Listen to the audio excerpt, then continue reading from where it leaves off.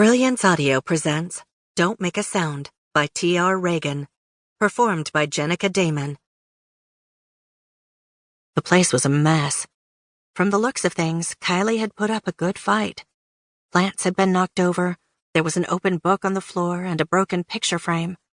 Fingerprint powder covered the coffee table. Drops of blood made a path across the hardwood floor. Markers followed the same path. Click, click, click.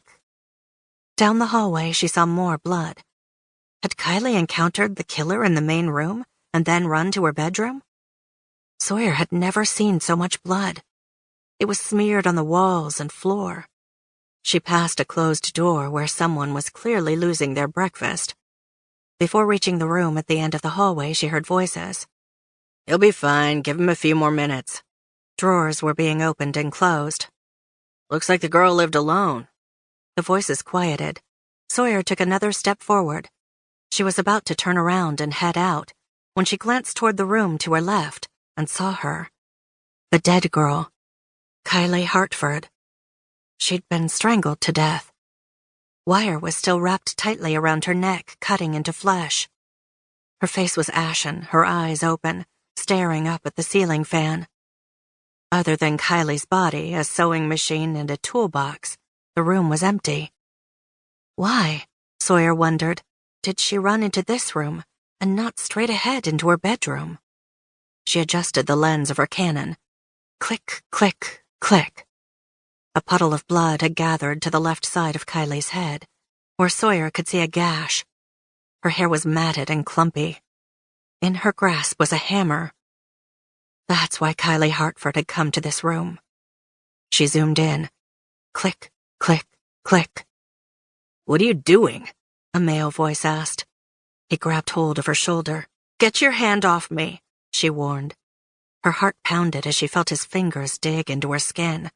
Her vision blurred. She bent over, removed the memory card, then came up fast and grabbed hold of the man's arm, twisting hard until he cried out. A second man appeared. "What the hell is going on?" "Let me go," the first man said. The second man held up his badge. "Detective Perez.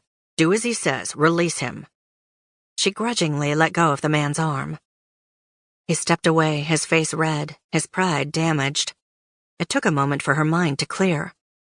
The panic she'd felt when he'd touched her morphed into worry. Would she be arrested for entering the apartment? "Who are you?" Perez gestured toward the lanyard that hung around her neck and disappeared inside her shirt. She pulled the lanyard free and showed him her ID. "Are you here with Palmer?" She nodded. "He's downstairs." "Where's Geezer?" "Out sick." "Do you have pictures of the crime scene on your camera?" "No." His eyes narrowed. He reached for her camera, and she hesitated before pulling the strap over her neck and handing it to him. After a moment, he gave it back to her. "Get out of here before I have you arrested." The detective followed her through the apartment and out the main door. He stopped to look up and down at the uniformed officer standing in the hallway. "Where the hell were you?" "I had to pee." "Leave this spot again and I'll report you. Got it?" "Yes, sir." Sawyer had already pushed the elevator button when she saw the detective marching toward her. She forced her shoulders to relax. "Don't check my pockets." The elevator doors opened. She stepped inside and turned around. His eyes bored into hers. "What's your name?" "Sawyer Brooks." "Step out here, I want to." "Detective Perez?" Someone called from inside Kylie's apartment. "Found something you might want to see." The doors clamped shut. Sawyer inhaled and tucked her lanyard back into her shirt, then hid her camera as best she could before the elevator lurched to a stop and the doors opened again. She walked toward the exit.